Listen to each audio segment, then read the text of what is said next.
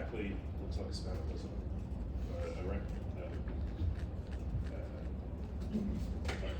Set of pliers. When I open up the tool drawer, that's what I see. It's set of pliers. Now, again, this is like, there is so much in the drawing in that previous image which sort of obscures sort of how to look at the system.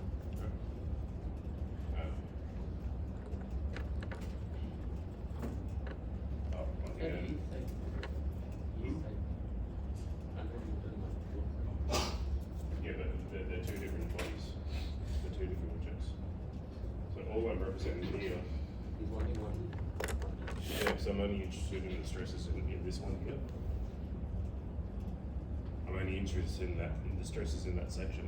I don't really care about the stresses at all in that section. These are two objects which can move independently of one another. I know that this one has to be in static equilibrium, so I'm looking at that one.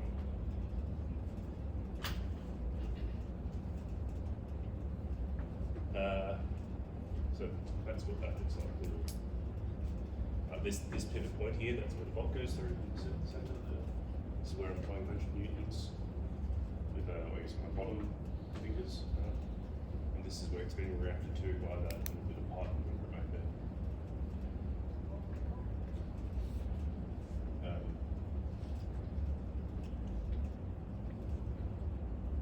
We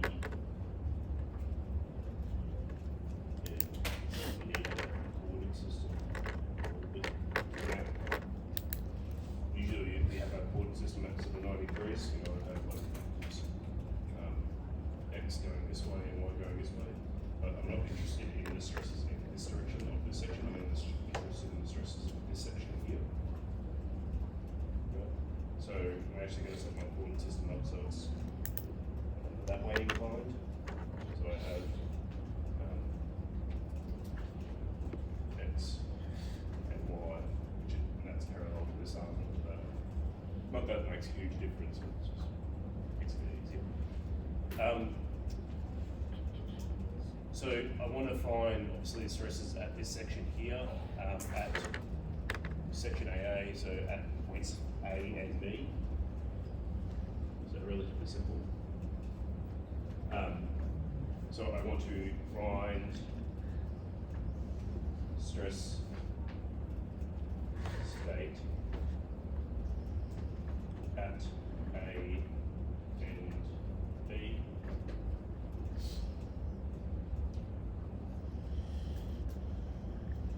What stresses are going to exist at points A and point B? Given that diagram, what stresses potentially could exist at point A and point B?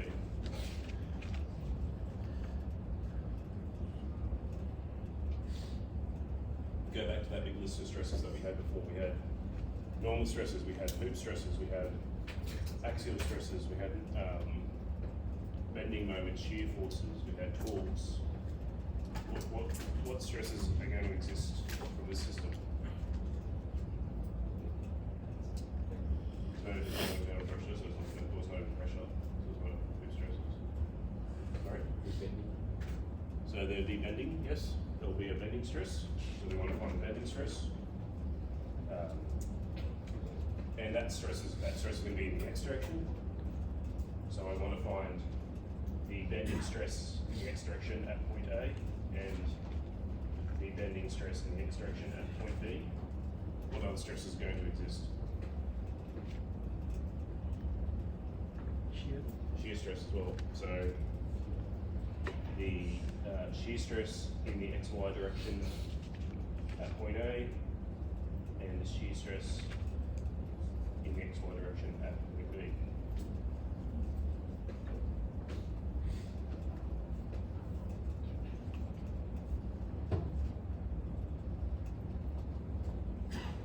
So in order to find these out, these are obviously, like these ones are going to be M, I, and I. So I need to find M, I need to find Y, I need to find I. It's easy. These ones are VQ on IT. So I need to find out those values. I need to find out V. So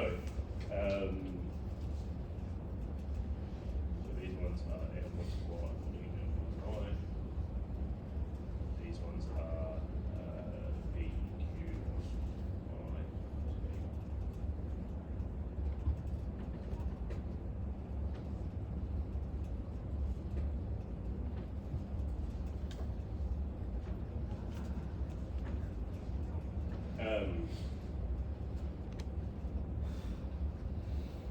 So here we want to find, first things are like we can just find the shear force and the bending moments. So shear force diagrams, bending moment diagrams. So find M and V at that point, at A and B. So at this position here. To do that, we obviously need to find the reaction force FC.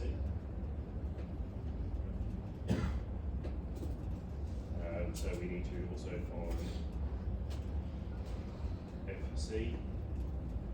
How do we find FC?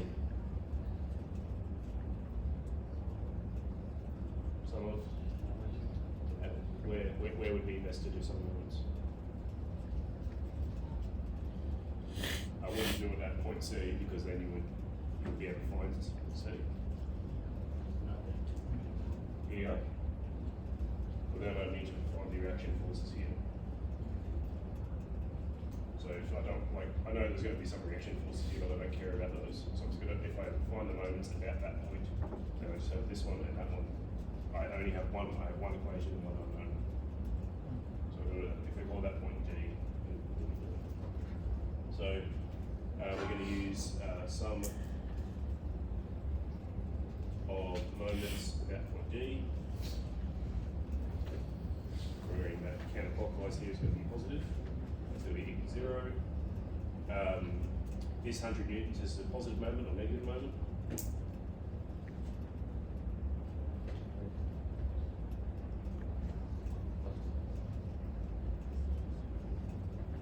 I need more than one person to be answering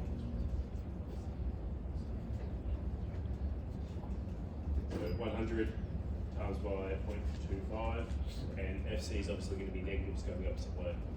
If we, put our thumb there. So it's minus FC times.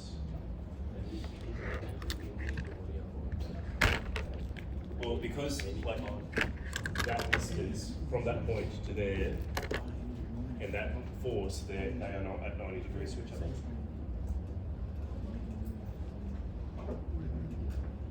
So it doesn't like.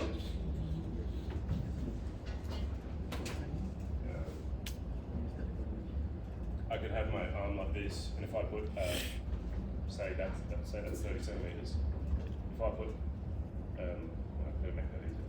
30 centimeters, 0.3 meters, and if I put a 10 Newton load on it, that's 10 newtons times by 0.3, so that's a 3 Newton meters about my elbow. If I put my arm here, still the same distance. If I apply force that way, it's still 3 Newton meters around that point.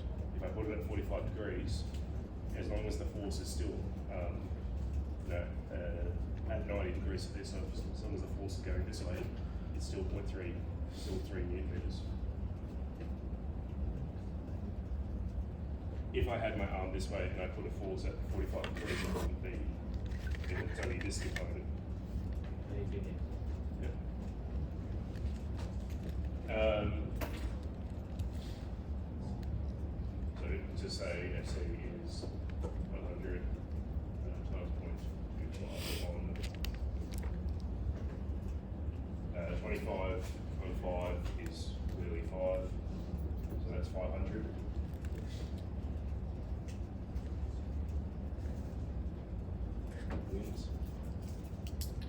So now we want to find the internal bending moment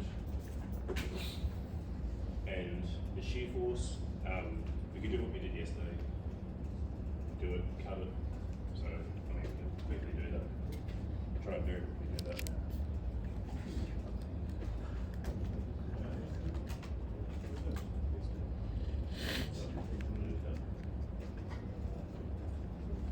So we have FC here.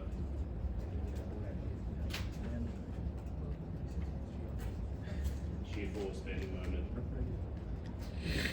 That distance we know there is 25 mil in that diagram, because this is that plane A. So we're specifically only looking at that point.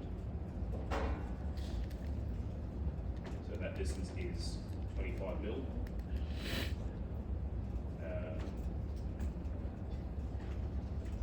So if we do sum of forces, then this would be X and Y. So sum of forces in Y is clearly just FC minus V. So V therefore is equal to FC, which is 500 newtons. And sum of moments, again, we'd take the sum of moments about AA, because then that gets rid of how to do that. So we'll take moments about A, that's equal to 0. So this would be negative FC times Y, 0.025, and then we have plus the moment. So therefore we have a moment of 500 by 0.025. So that's 500 times by 1/40th, or a quarter divided by 10. A quarter of 5 is 1.25, so 12.5.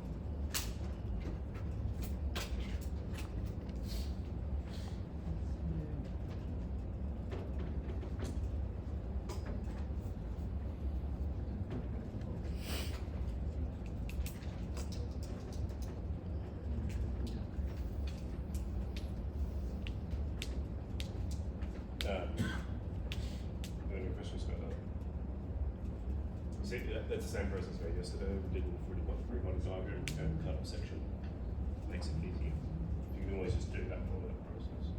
I mean, we didn't really need to do that because it's pretty simple sort of things, but it just makes it clear what we're doing.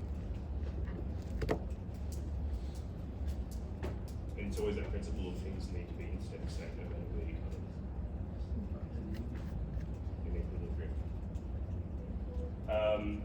Okay, so I'm done there. I have to go back up my ladder here. I found FC, I found M, I found V. So going back up here, I still need to find I, Q, Y, and T.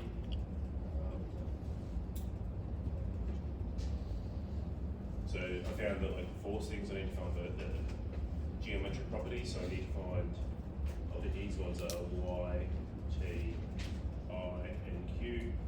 Noting that there'll be different values of Y at A and B.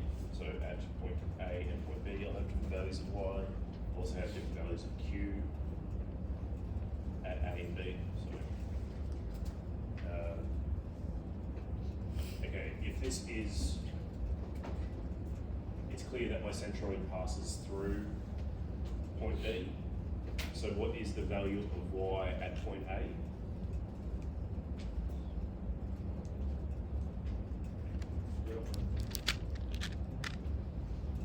How far is it from the centroid to point A? 0.01. So it's up half of that, so 0.01 to there. What's the value of Y at point B? How fast is it from the centroid to B? It's 0 far, so Y is 0. The thickness is always at 7.5 millimeters. That's supposed to be 7. 7.5 millimeters. So T is always 7.5. So we can write those ones down.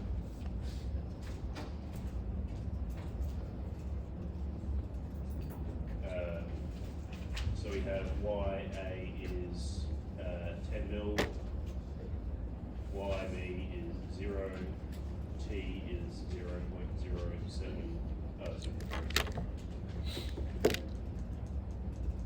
T is 0.0075. I, what's going to be the formula for I in this section? 1/12 h cubed.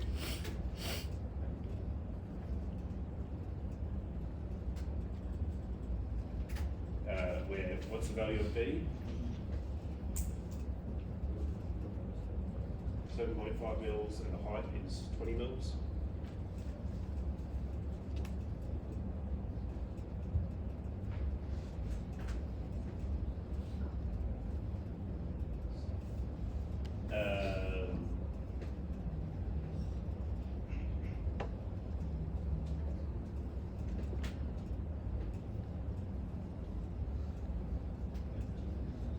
Just close enough to 5, and to negative 9.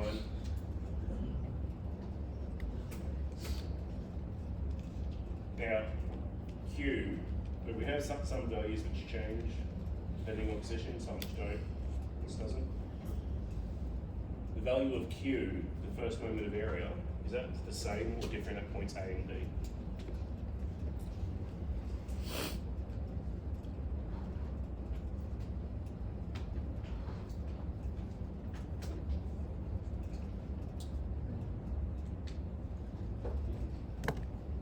Remember,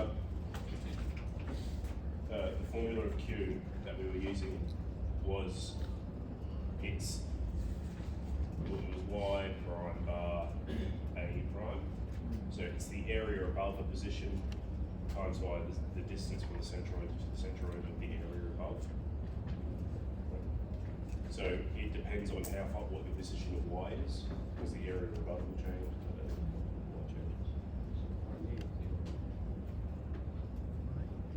So if we look at the Q of A, then that means we're looking at, for example, what is the area above point A? What's the area above point A? 0. So that's equal to 0. QB, so it's Y prime B, A prime B. Whoops. So you look at this, you're like, oh, that's a lot of like symbols, but you understand what it all means. If you can break it down, what each thing means, it's pretty straightforward. So the area above point B is just going to be half of it, that half.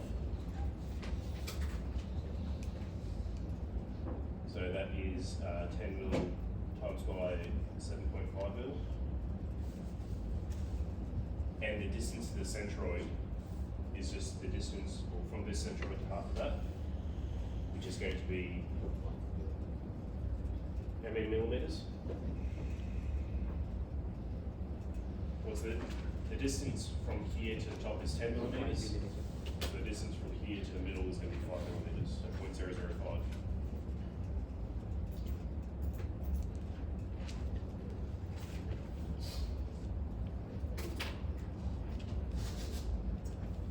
Which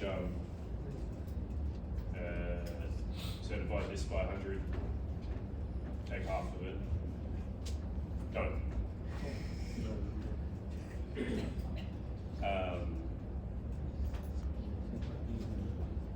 So yeah, divide that by 100, take half of it, and divide that by 100.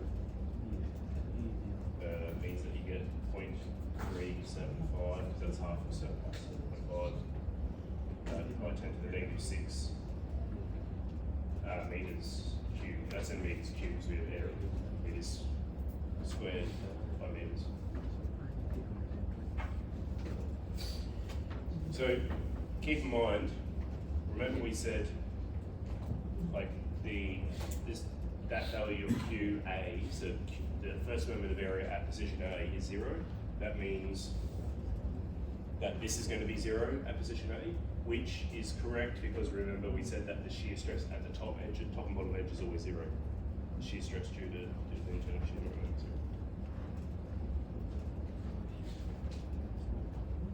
0. I'm going to quickly put these in, but when we put this in, we're going to do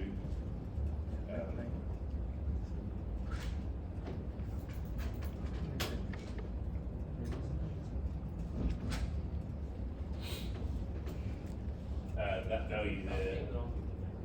Which one? Which one? QB.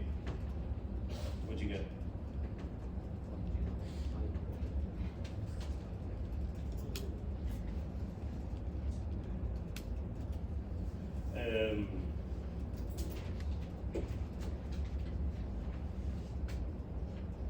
that the moment is positive, the value of y is going to be positive, I is positive. That means it's going to be negative, which is in compression, which makes sense because if we're bending this bit this way, then the top edge, so point A is obviously going to be in compression. The top edge is going to be in compression, so it should be negative. And so we get negative 25 megapascals when we put in all the values for that. The stress in jute bending at point B, because B is 0, that means this term here is going to be 0 megapascals. The shear stress at A, as we said before, because the value of Q is 0, first moment of area is 0, that value turns out to be 0. And the shear stress at point B, once we put all the values into this for B, because we know the value of V is the 500. Yep, it's 500. We know the value of Q, we know the value of I, we know the value of T, it's thickness, 7.5 mil. We put that all in and we get an answer of 5 megapascals. So what you can see from that, one thing, or what I want you to sort of get out of that is even at that section at point A, there is a variance of the stress through the height. So not as there only a variance as we move along the x-axis, but even with at any position along the x-axis, we have a variation of the stress in the y-axis as well. And also bear in mind, we know that the shear stress also is actually changing in the z-axis. So we have this, the stress can change at any single point. And even at any single point, you can have multiple different values of stress.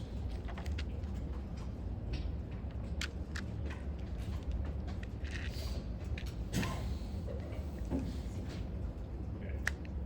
I want to do this one quickly as well.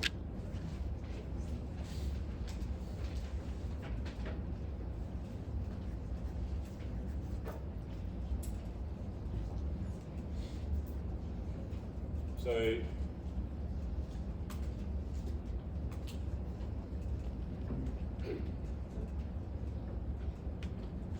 we have a load here, load P, which doesn't necessarily have to act in the middle. It can act off to the side, so it can act over this side or that side by this value of D from this edge. These distances, the 500 millimeter, the 300 millimeter, they don't really matter. What matters is that thickness, 200 millimeters. What we want to have is, we want to know how far away from that edge, so what value of D, do we need to be applying that load P at, such that there is no compression in the system, that all the stress is either 0 or tensile. So that there's no negative stresses, obviously compression being a negative stress. That sentence is a little bit confusing, but we'll go through that process. So think about what would happen. I guess the way to think about that is think about what happens as we change that value of D. And a good trick to use is not just think about it a little bit in the middle, always take things to the extreme in your brain and how you interpret it. So what happens if I have the value of P on this side? How is the structure going to behave? What's the stress going to look like? If I move the force over then to the other side, how is the system going to behave? Just to get your own mental model of the system working properly. You could even okay, if I move the stress all the way, the force over here, and I started applying a force and pulling it down this way, how's that going to change it?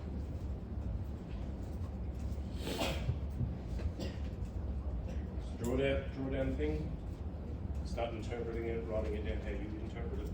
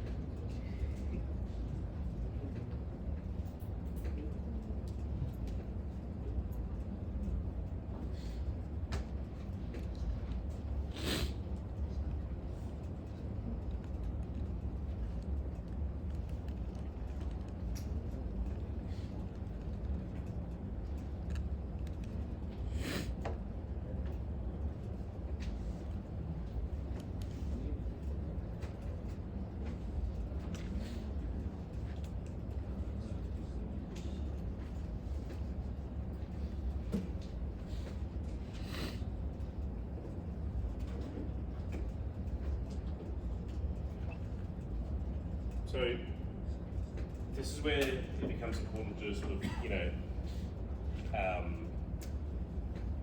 working out a problem in a methodical process, or just in the same process. Now, there's a couple of things. I haven't finished my diagram, and I also haven't finished like my sort of, I'm going to say, problem statement. So, what haven't I finished about this diagram? What do the diagrams always need? Coordinate system. So I'm going to say like that's my x-axis, that's my y-axis, and that's important because my x is going sort of in the direction of the bar. It's sort of like, if I was to put it like that, that would look, it's a bar, it's a cantilever bar, it's still a thing. That's just more what you're used to, how you're used to seeing, it's just going left to right, but we've just turned it 90 degrees, so it's sort of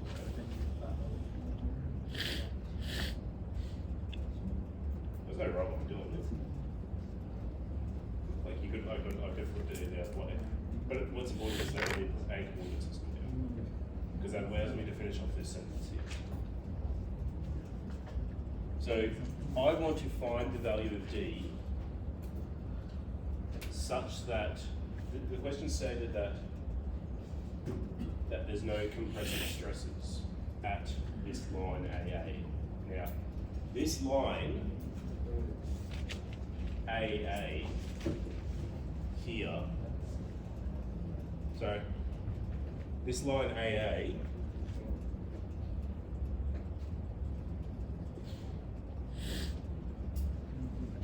it's at 90 degrees to this x-axis. So remember, remember how we did that before when we were doing the ones with the beams? We had when we think about shear stress, we had the shear stress in the y direction on the x face. The x face is the face like perpendicular to the x direction. So here, that line AA is sort of, it's an x face. It's a line which is perpendicular to the x direction. So I don't want any stresses on that face in the x direction to be compressive. So the way that I can write that out is that I don't, compressive stresses are less than zero, so I want all my stresses to be greater than zero. So I want all my stresses to be greater than zero, but it's more that I want all the stresses in the x direction to be greater than zero. Now, just quickly note, these stresses here, which we call normal stresses, the sigma stresses, there's like a physical difference between them being compressive and tensile. There's different physical things happening to the structure, tension or compression. But the shear value being negative or positive, it doesn't matter. There's no physical difference how the material handles the shear stress if it's positive or negative.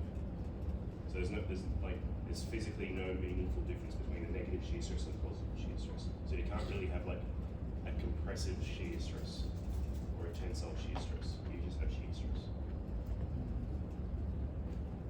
But there is a physical difference for normal stresses. So we want these ones to be greater than zero, stress in the x direction. So let's have a look at what that means.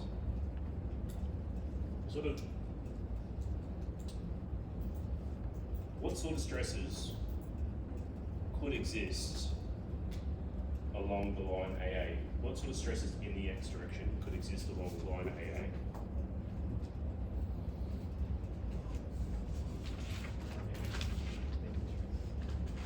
That's not the first one I was going to go for. Yes, you're correct, but let's get that one in a sec. What other stresses could be in the x direction? Pardon? Not hoop. There's no pressure.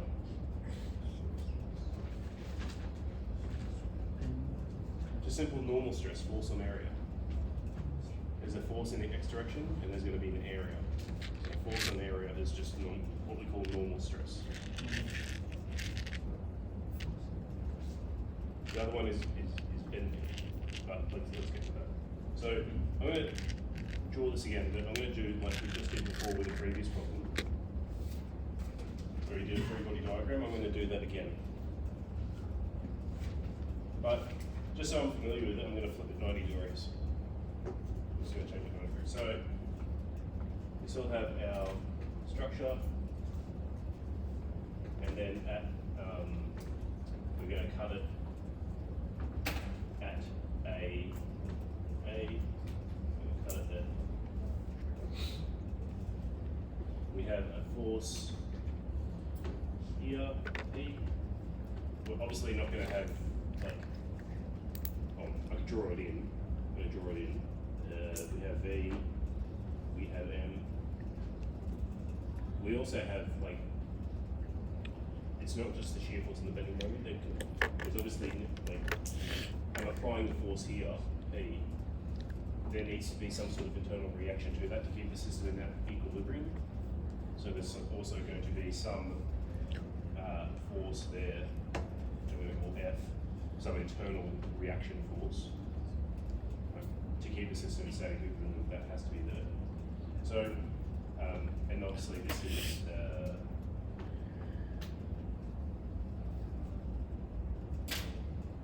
X and Y.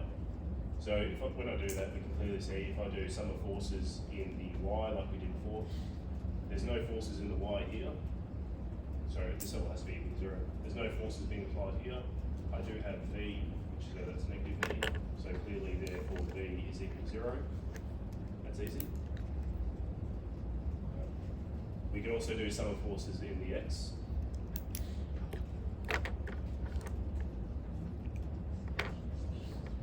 So we have negative V plus F is equal to 0. So therefore, it's pretty clear that that reaction force is just equal to P. So the force on area is just that. I could just do sum of moments. So if I do sum of moments about the z-axis, so that's a page the axis coming out of the page. We do it again at point A. That line. Well, actually, I'm going to do specifically. I'm doing it at this point here.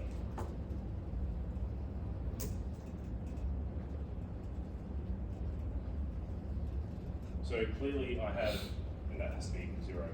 We have the moment M. F isn't going to be generating a moment. V isn't going to be generating a moment.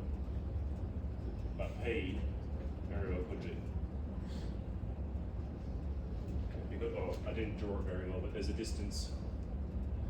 I wish I had put that a little further up, but there's the distance there, D, from the bottom to that position.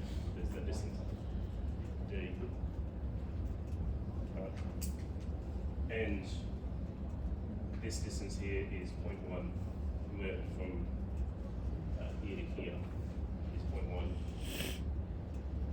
So if, for example, if D was 0, P would be acting right on the edge and it would be bending the system up that way. That means we'd have a value of M. So if I was to write that out, is that, using your right hand rule, as we've drawn it there, is that force P, is that generating a positive or a negative moment? A whole bunch of people simultaneously just doing this.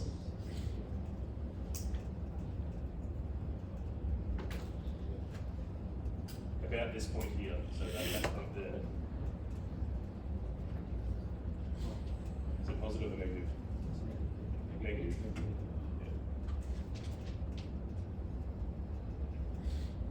Yeah. As we've drawn it, if D is bigger, if D goes above it here, would that it would be a positive moment, yeah.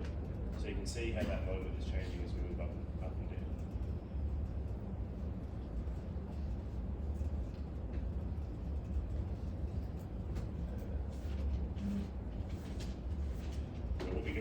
way we can write that is minus P, it's going to be times by like this distance in here, so the distance from the x-axis to P, which would be 0.1 minus D.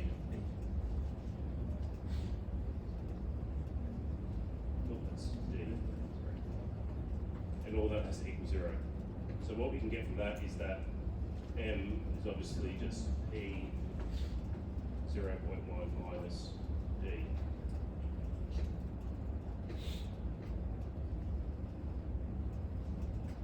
Now, so we have a internal reaction force in the x direction, a internal bending moment being applied, and they're both going to induce stress in the x direction.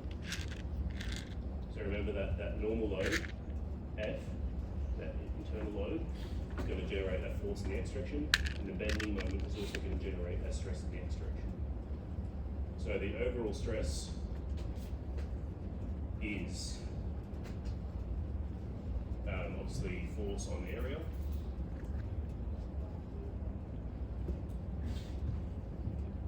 And then we're going to have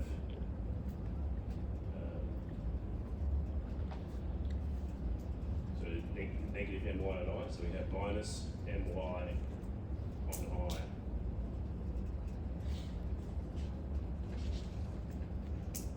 And remember, so this is the stress due to the normal force, F, and this is the stress due to the bending moment here,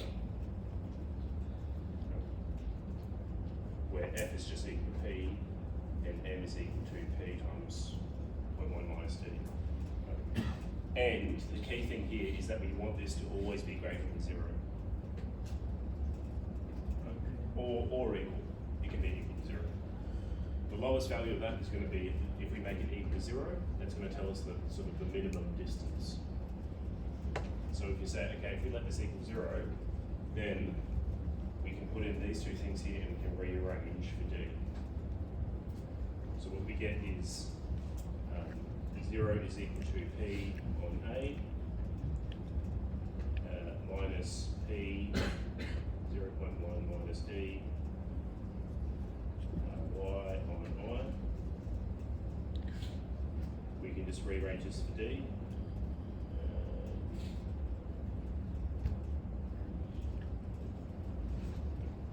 So what we get is minus times minus, we get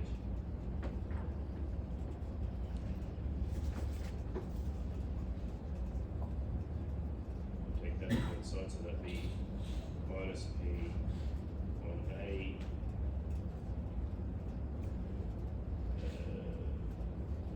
times Y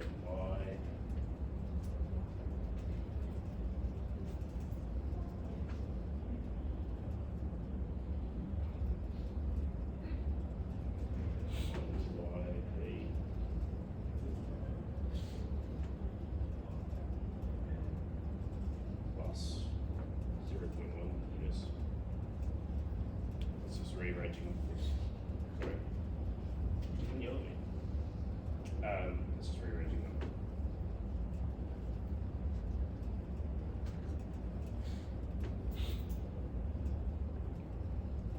So we sort of left minus, and minus is going to make it plus D on this side, so we're going to keep D on that side. So we take the P on A over the other side. So we times it by I, divided by Y, divided by P. To add 0.1 to this side, so we need to add 0.1 to the other side.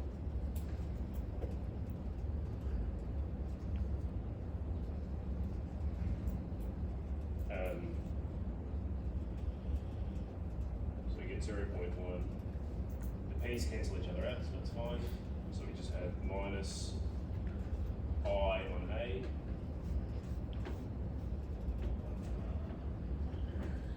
That's 1/12 BH cubed, and area is just BH.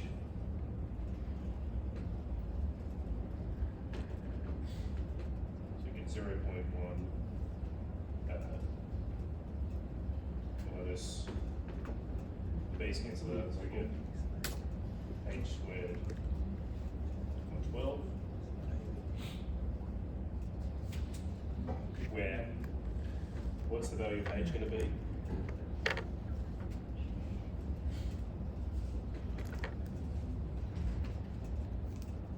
What's the height in this example? Pardon? 0 point. Okay, like 1s, 2s, 5. It's the height in the y direction. So it's 0.2, 200 millimeters.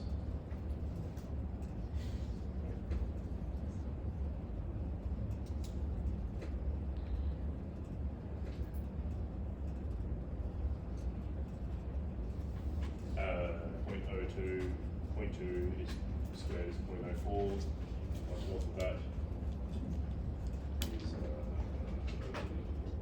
I don't know, what is it?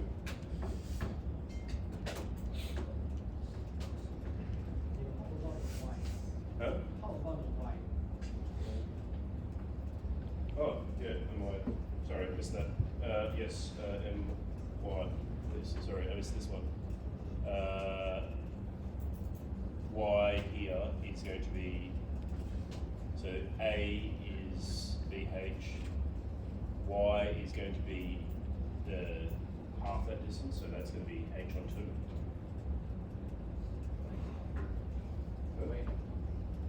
Because it's the distance from the central axis to the upper or lower edge. Yeah. So it's the maximum distance, because that's where the stress is going to be maximum. Where the compressive stress, because we want to get rid of the compressive stress, that's where it's going to be at maximum. So it is. Thank you for bringing that up. So that's H on 2. So really this is on 2, and that's on H. I'm sorry. So it's 0.4. Oh yeah, okay. So 0.4 divided by 12 is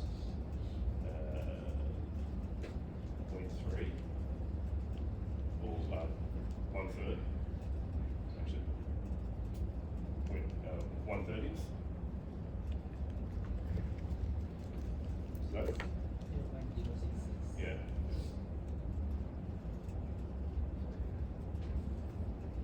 So 0.066 recurring.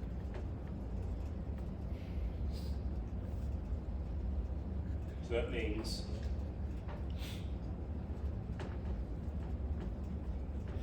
for this system, this distance, if this distance D, it needs at least needs to be. It can be anywhere between 0. It needs to be at least 66 millimeters away from that edge in order for there to be no compressive stresses.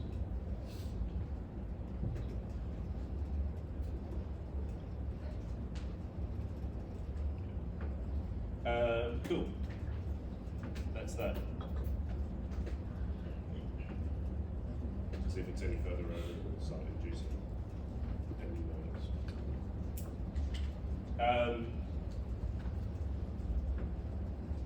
The trick, like all this stuff down here, that's relatively, like this is a relatively easy part. The tricky bit is really understanding this, that there's going to be multiple different ways that the stress can develop in the X direction.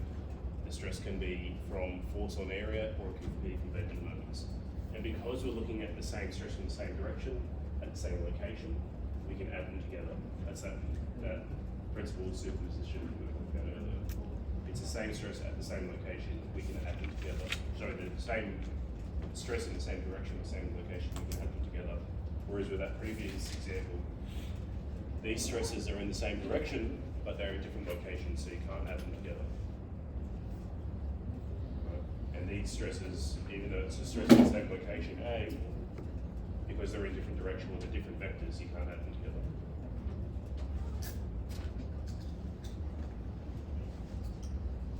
Okay.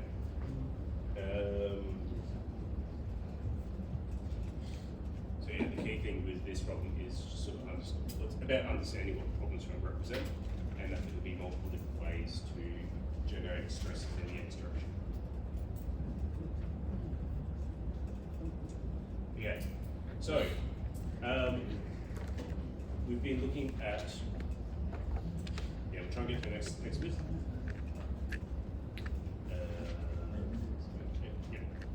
We'll do this last section on this. We do these questions are relatively easy, so we'll go through it. We'll do the revision. We'll do maybe 1 or 2 questions of this, and then we'll have a break, and then we'll finish off the last section, or which is not a small section. It's fairly there's a lot in the next section after this one.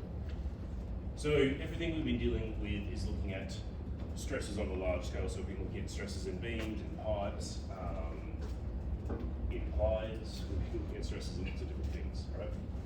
But fundamentally, when we come down, we're looking at the stress at points. Stress is a infinitesimal phenomenon. When I say infinitesimal, it means that it occurs on a infinitely small point, an infinitely small area. Right? If you have a stress and you start applying over a large area, what you're really talking about is a pressure or a force. But when we talk about stresses, we're talking about stresses over very, very small areas. So when we say we can have a stress in the x direction, the y direction, the z direction, or a shear stress xy, yz, or xz, is that one that's missing? You're looking at stresses at very infinitely small points. And because I can't draw an infinitely small point, typically when we're talking about infinitely small points, we draw these little squares. So when you see a square like this on a page, just note that it's infinitely small. Tiniest little bit there. It's not big. I couldn't get a ruler and measure that because there's no ruler big enough. I could measure the size of that thing. So it's infinitely small. So that key thing that we talked about earlier, that even talked about yesterday, was that these systems need to be in equilibrium. They need to be in static equilibrium. So just like we had with the beams, no matter how we sliced and diced the beams, the sum of forces in the x direction, sum of forces in the y direction, the sum of moments always had to be equal to 0. And the same thing goes for a big object as goes for a small object. So that means for these infinitely small objects, if we look at the stresses, if we look at the sum of forces, this system still needs to be in equilibrium. Right? So if I add up the forces in the x direction, that should be equal to 0. If I add the forces in the y direction, they should be equal to 0. Additionally, if I look at the rotational components, they should be equal to 0 as well. So some components. I'm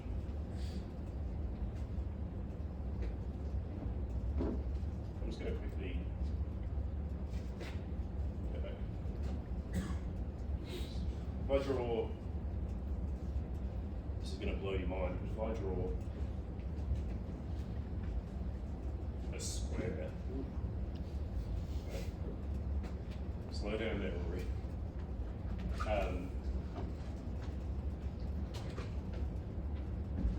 He's just come in, he's seen me draw a square. He's like, oh my goodness, he's drawn a square. I've got the x and y. Right. This face, what's that face called?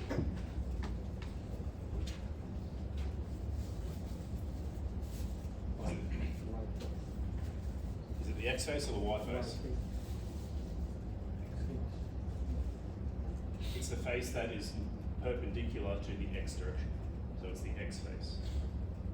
Also, remember that this would have a component in the z axis. So that face is actually like this way. I've just got to move the bit of paper off there. So like that face is actually, like that. So it's perpendicular to the x because it exists in the y and z plane. So this is the x face, this is the y face, this is also the x face, and this is the y face, right? So we have like a stress in the x direction, and typically And when I say sigma, that means it's the normal stress. I can also write here, I can have the shear stress.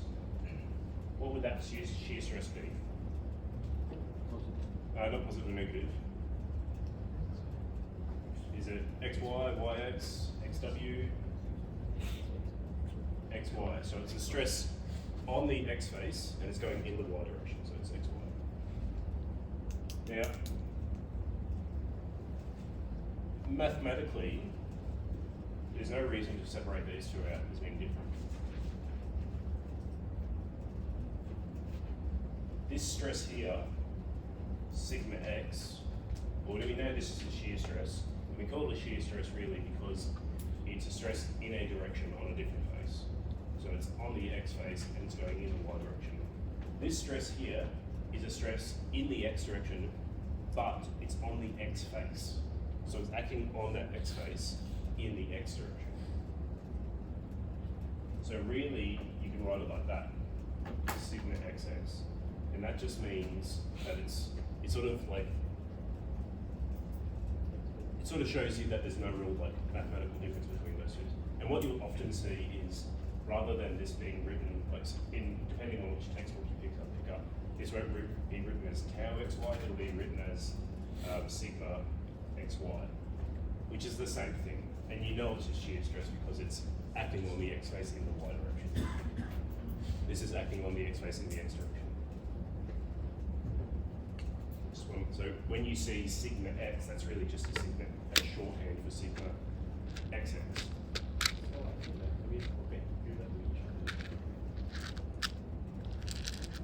These two? Yeah.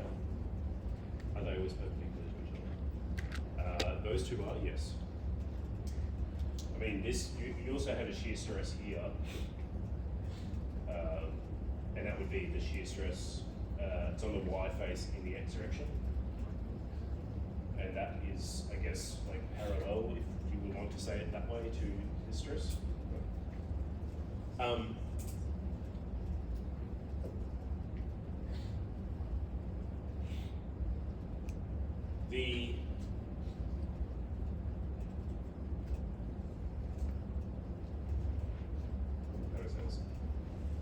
You can, this system is infinitely small. I can't make this smaller. I can cut it on different angles, but I can't make it physically smaller. I can't like take half of it, for example. I can take it angles and I can rotate it around, but I can't make it smaller. One thing that means that the stress on this side, sigma xx on this side, has to be equal to sigma xx on this side. Because there's no distance across which it can change. There's no distance there for it to be able to change. There can be a rate of change that exists. So like you could have a rate of change, but you can't have like a physical change from this side to this side. So that means that the stress on this side, sigma xx, it's the same on this side as it is this side. If I had a physically big system, and physically big could be like 1 micron, that's physically big compared to this. If you had a physically big system, it could change from one side to the other. Same thing goes for these stresses, tau yx and tau xy. The only thing is that they change the sign, they go the opposite direction. Right? So this tau goes this way, and this one goes this way.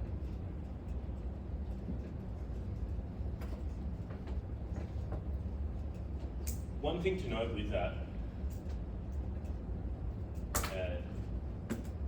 it means that this system has to be in equilibrium in the x direction, in the y direction, and also rotationally about the z axis. It can't be spinning. These stresses, sigma xx and sigma yy, because they're acting through the center of it, obviously they can't rotate it. They can't generate a moment. But these shear stresses, they can rotate it. They're offset. It's a very, very small distance, but it is a distance. It's physically there. Right. The outcome of that means that in order for the system to be in a steady state, it means that these two need to be, this value and that value, so that is tau xy and tau yx, they need to be equal to each other. In order for this system to be in static equilibrium, that is, in order for there to be no moment about that point, they need to be equal to each other. And that's why you get the result that you do. That's why you get that. It's because the system's in equilibrium. So that's it. So a couple of things to take out of that is that that's why you get that, and also that this is sigma xx. Huh?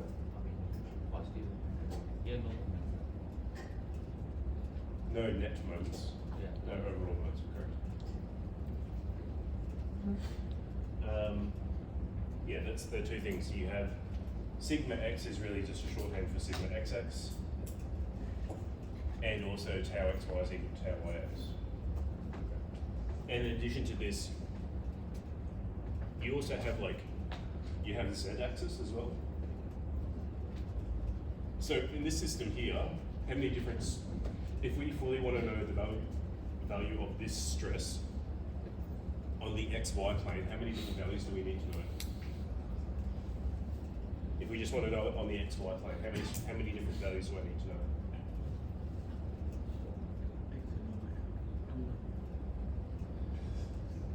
I need to know sigma xx or sigma x. I need to know sigma y, and I know that tau xy is equal to tau yx. So I just need to know that value is all I need to do tau xy. So I need to know 1, 2, 3 values. Right. If I extrapolate this out to 3D, I need to know sigma x, sigma y, sigma z. I need to know tau xy, so sigma x, sigma y, sigma z. I need to know tau xy, tau yx, and tau zx. So I need to know 6 different values. So that means for a two-dimensional system like we have here, we need to know 3 stresses. For a full 3-dimensional object, so any point of matter in here, you need to know 3 stresses. That's 6 stresses, because we live in a 3-dimensional environment. Surprise, we live in 2D. I know, we live in the 3-dimensional environment, as far as I know. So we need 6, we need to know 6 stresses out of systems.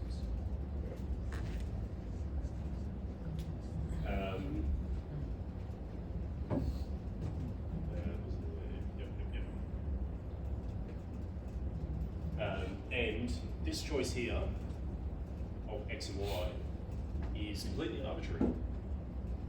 They don't have to be in that direction. We could look at it in any orientation like we do here. Rather than looking at it in x and y, we could look at it in x prime and y prime, and the system still has to be in equilibrium. So the sum of forces in the x prime direction, the sum of forces in the y prime direction still have to be equal to 0. The rotational moments still have to be equal to 0.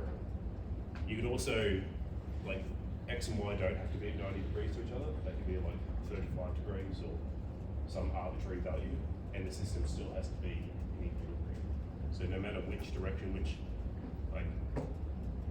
basically anything, any direction, any arbitrary choice you make in describing the directions, you need at least 2 directions. You need an x and a y direction. It always has to be in equilibrium. And that's the key thing that enables us to do what we're going to do next. So when I sum up all this, it still needs to be in equilibrium. Yeah.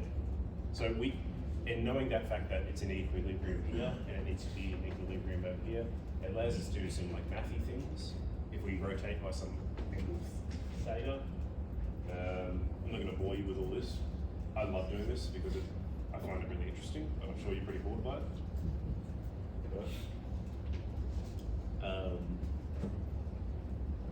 We end up with these equations here. So this allows us to go from an orientation x and y, rotate it through some particular angle, and we can look at stresses are in a different direction. Now, you're like, okay, cool, why would I want to do that? Really, really important. Actually, yeah, sure. Keep me and discuss it. But I'm working on a problem now from from a large and high-end motorsports company at the moment. They're working on a design problem. We have a little research project working on it. Been working on it now for a couple of months. It's very, very interesting. And like, it's interesting how much of that relates to what I'm teaching you guys or reviewing over these weeks. I can't describe it too much, but I've got a system which is rocking, and we have a object which is connected to that rocker to a different point on the vehicle, and we want it to bend by a certain amount. We want this part over here, we want this part to be fixed and this part to be rotating a certain amount. So like, and I can't have the stresses exceeding like its material properties. So how that system connects over here, I can't exceed the stress. So I need to know that, you know, the stress is like, how is it behaving? It's rotating, so it's being bent, so it's sort of undergoing MY and I. There's bending stresses which are going on. I need to know how much it's sort of deflecting. So if I put a torque in here, how much is it actually going to rotate? How much is it going to deflect? That's using what we're going to do in the second half of today. And also, I'm not making it, they want to make it out of composite material. And I bring that up here because composite materials, they have, so like a carbon fiber or a glass fiber, reinforced polymer, or Kevlar, they have different material properties in different directions. Things like aluminium or steel, they're mostly homogeneous materials. So that means, you know, they have the same properties in the same directions. Whereas something like a composite, carbon fiber in particular, or any of those fibrous composites, they have different material properties in different directions. So it's really easy for me to calculate the stress of that system which is bending. When it's bending like that, I can calculate the stress in the X direction using MY and I. That's easy. But maybe I don't actually care about the stress in the X direction because I know it's really, really strong in the X direction, but maybe it's really weak in 45 degrees to that. So what I can do is I can calculate the stress in the X direction and the stress in the Y direction and shear stress. I can do that easily using those formulas that we came up with before. MY and I, maybe there's a bit of shear stress in there, so I can calculate tau XY.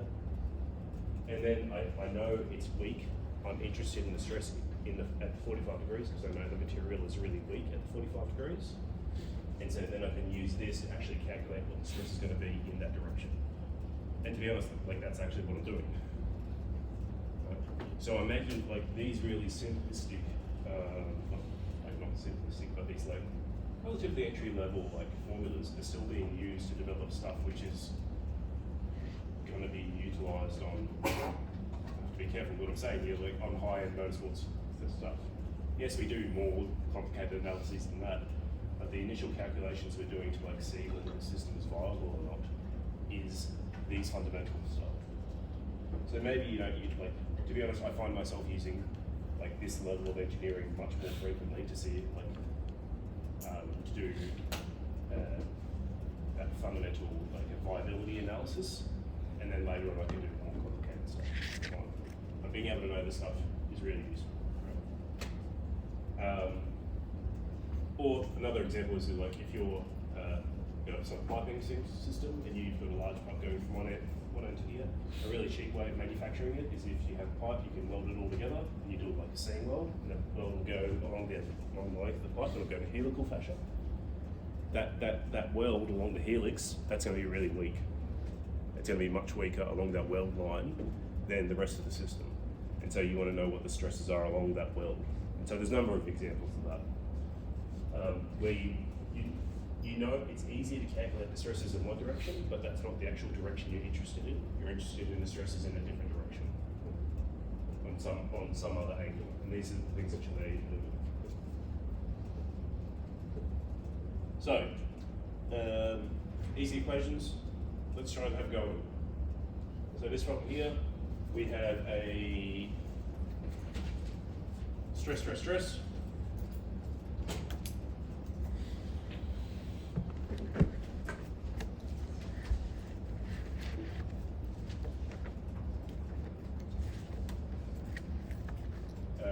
Stress, and you need to give yourself like your axes, and then we're rotating at 60 degrees clockwise to figure out what the final stress is going to be in that orientation. We know we want to know the stress in that direction.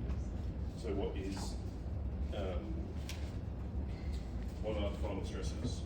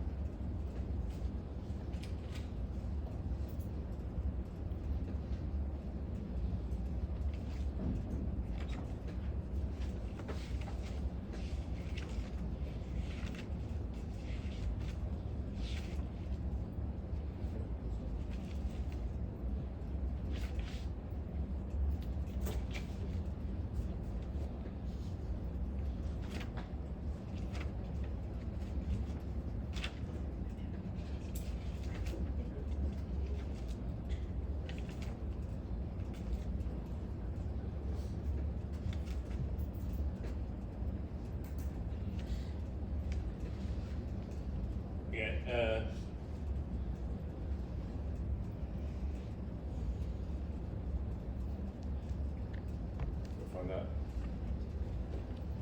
Key thing here is that it says clockwise.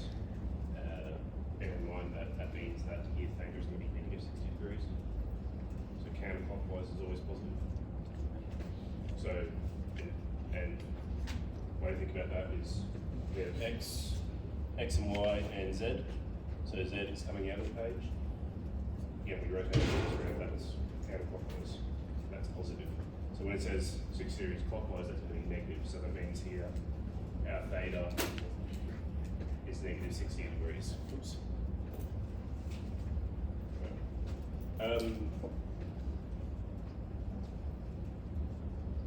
So it's a simple matter of just using these, and they're always broken up into 3 parts. We have x plus y divided by 2, so that's the average. And then we have like x minus y divided by 2. That's half the difference. So the average plus half the difference times cos 2 theta plus tau sine 2 theta. The only difference for y is that that turns negative and that turns negative. So we'll just use these, pretty straightforward.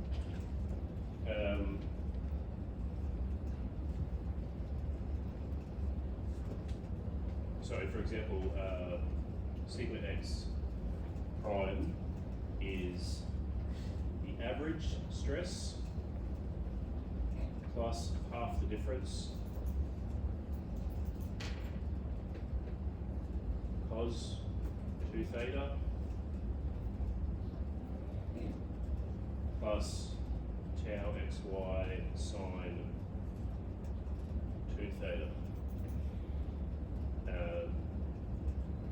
So this is going to be obviously 150, well, this is sigma x, this is sigma y, and this is tau xy. Just for clarity.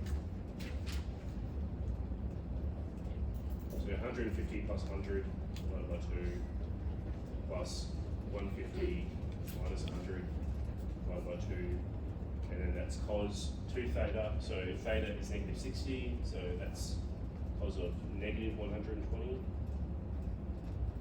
plus 75 times sine of negative 120 degrees.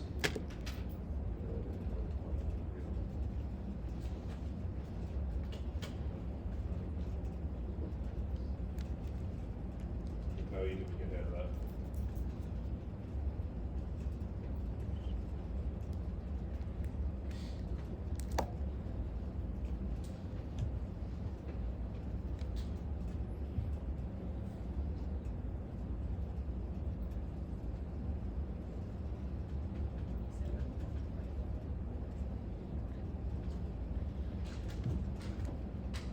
$47.5? Whatever. 47.6. I'm an engineer, not a scientist.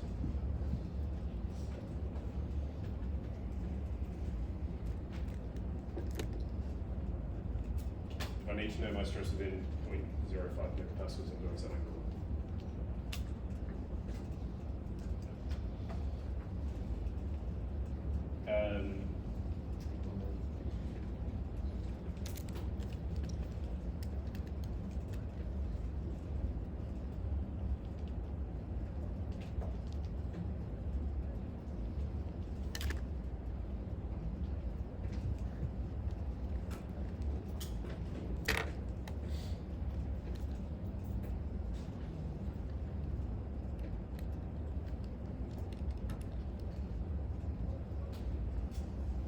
So the shear transformation is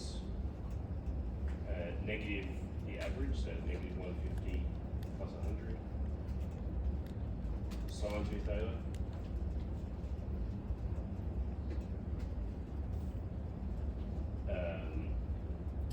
plus tau cos 2 theta, tau being 75 cos negative 120.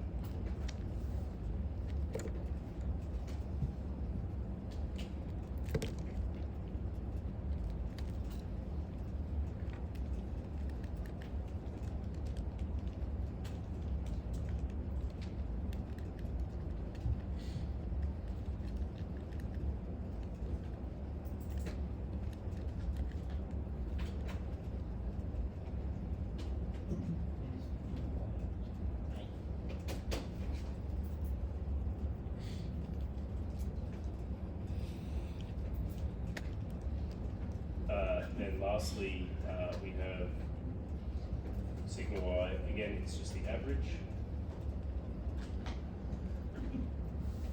1/2 minus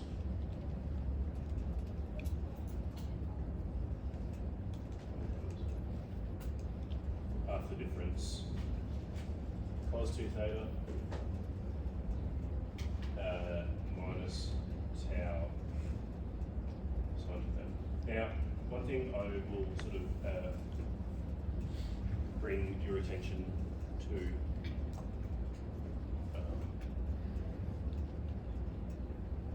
if I go from X to Y, how many degrees is there between X and Y? 90. So, like, you could think of it like if I put in theta is equal to 90, that would sort of be changing, just my X would go to my Y and my Y would go to my X. You go to negative X, but it's the same thing. Okay. So if I put a value of 90 degrees into all these equations, it just turned my X into Y and Y into X. And my tau would just stay the same. Because I have you just get a negative sign here. So this thing here will get a 0, and that will go to a negative. But that's why you get these, like the only difference between this equation for X and this equation for Y is these negatives at the front. whereas up here they're positives. And the reason that they turn to negatives is because you're adding an extra 90 degrees of rotation to it to go from x prime to y prime, and that just flips the sign for both these because you have cos 2 theta. Because you're increasing the value of theta by 90 degrees, it flips the sign on both of these to negatives. That's all that equation is doing. So that's just a little trick. Did anyone calculate that? You know, you put a little values in that, what do we get?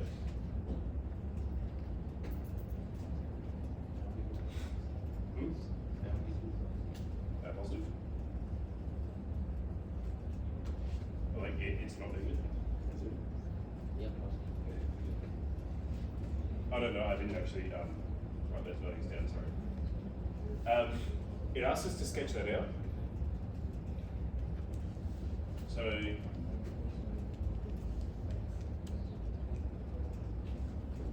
we need to rotate this by 60 degrees, and it's going in the clockwise direction. So that means that if this is x and y, then my new x prime is down here, and this angle here is from there to there is 60 degrees. My stress in the x direction, in my x prime direction, is 47.6. The stress in the y prime direction is 72.6.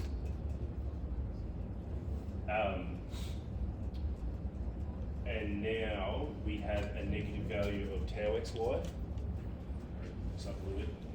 We have a negative value of tau x prime y prime. All that means when we go and draw it is instead of here that where the, for example, tau xy, where it's in the positive y direction, now it goes in the negative y direction. So on the x face it goes, on the positive x face it goes in the negative y direction. So that just means it goes down that way. Whatever that is, negative 15.9 megapascals. Right. Now,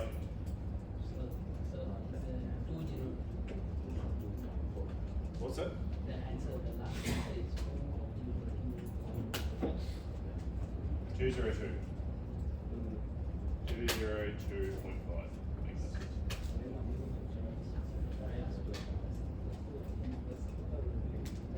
I'm not super interested in that anyway.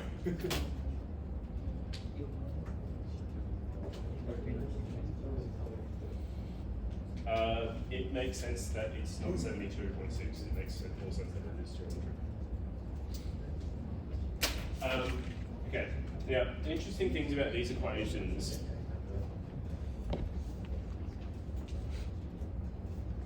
We had 150 in the x and 100 in the y. When we rotated a little bit, one of those values looked bigger, one of them looked smaller. But like, hey, sorry. As I rotate at 90 degrees, they're going to go back to being 100 and 150. So there's sort of this, like, there's this, as we rotate it, there's going to be a position, like they're going to like change and go up and down, but then they're going to go back to the same values. So it means that there is like a local, anytime something goes from one value, like if I rotate this thing 180 degrees, sigma x prime is going to be equal to sigma x, because I'm just rotating this thing 180 degrees and the x-axis gets back in rows. Anytime you have a system where a value, like it might go up and down, but it always comes back to the same value, you know you have minimums and maximums. Right? So that means that with these equations, what we'd like to do is try to figure out like what's the largest value of this of x prime? What's the largest value of y prime? And what happens to that? And so what we can do, anytime you want to find the minimum or maximum, means you want to take the derivative. Just like we said with the bending moment, because the derivative of the bending moment was the shear force. So when the shear force is equal to 0, that means the bending moment was either a maximum or minimum. So it's the derivative. So we can take the derivatives of those as we do here.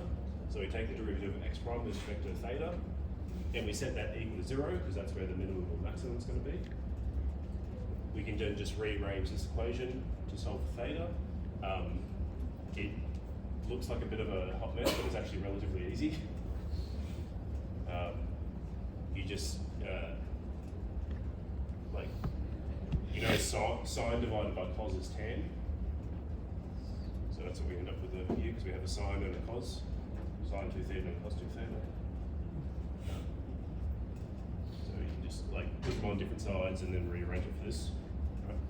So that means that the value of theta, where you either have a minimum or maximum, is based on this equation, which comes from this. And when you go and feed that value there back into these equations, so you've got that particular value of theta, you can put it back into these equations, you end up with this. Sorry? That we will take block. If the value is negative, then now x y will be is negative. Can I come back to you on that? I know what you're saying, but there's going to be something later which explains it better. Yes, so this is the so-called, where these values are minimum and maximum, this is the so-called the principal directions.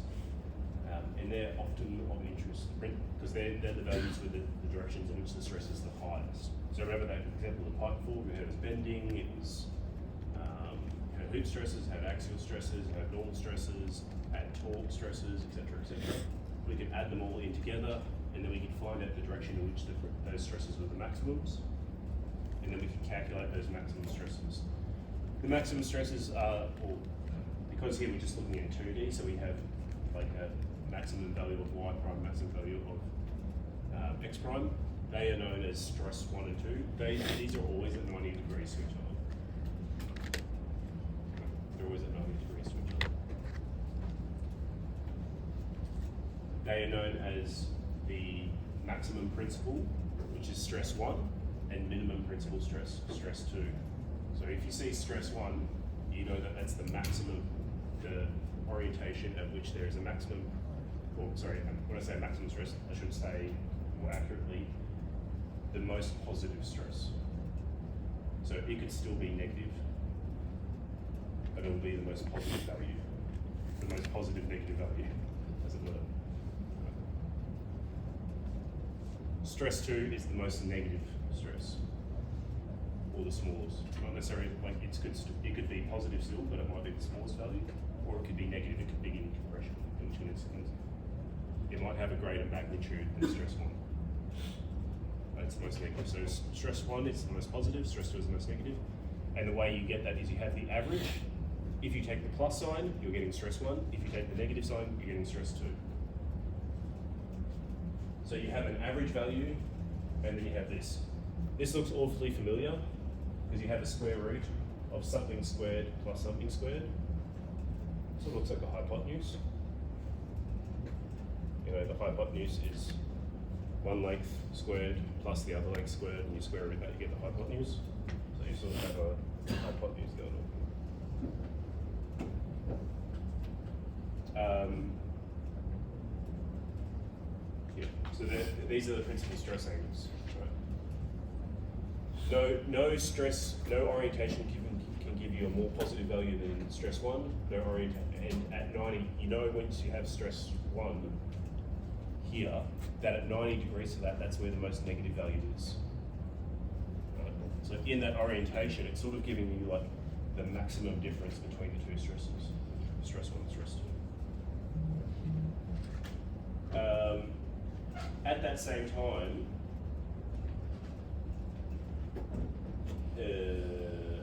if we put in, if I take this angle here, theta p, and I put that into this thing here, if I put that equation into there, I get 0.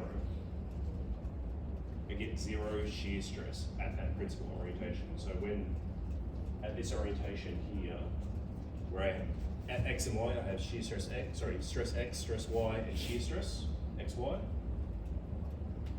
If I go to my principal where I have stress 1 and stress 2, there is zero shear stress in that orientation.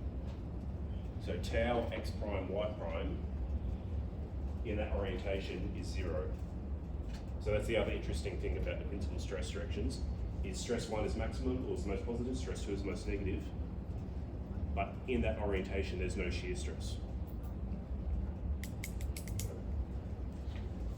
If I go 45 degrees to that, that's where I have my maximum shear stress.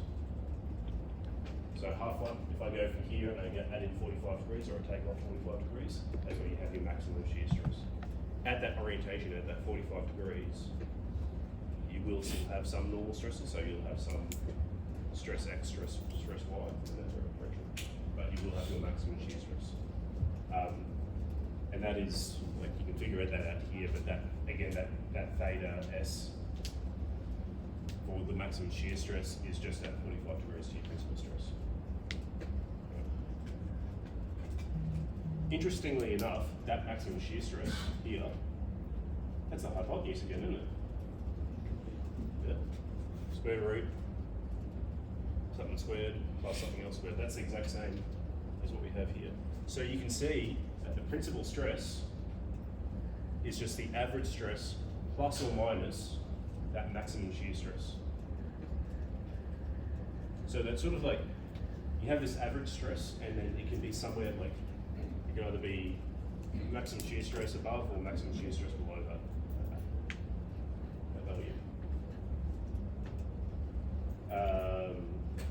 And then we have, yeah, so it's sort of like, if you know the average stress and you know the maximum shear stress, then you can figure out the principles.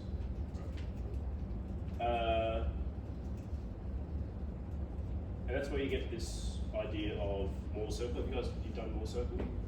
Yep. And this is where you get that.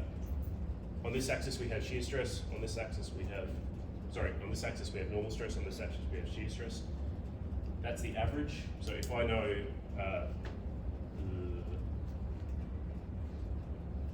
stress in the X,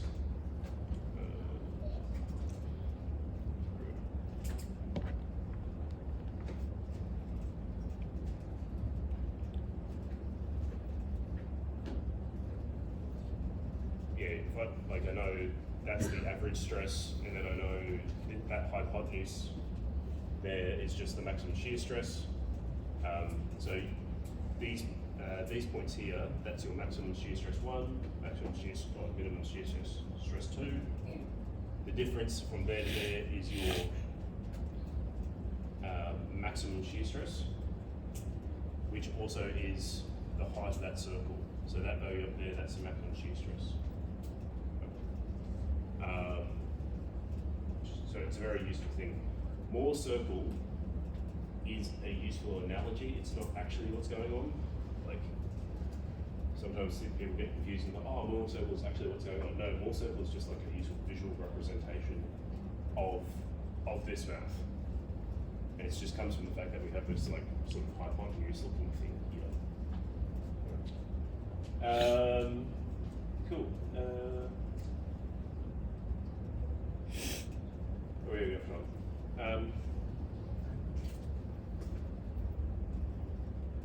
I would like to do this question, but also I know we're going to get on to the rest of it. So what we're going to do, it's currently 8:38. So we'll come back at about, well, let's call it, it's 8:40. So let's come back at 8:50.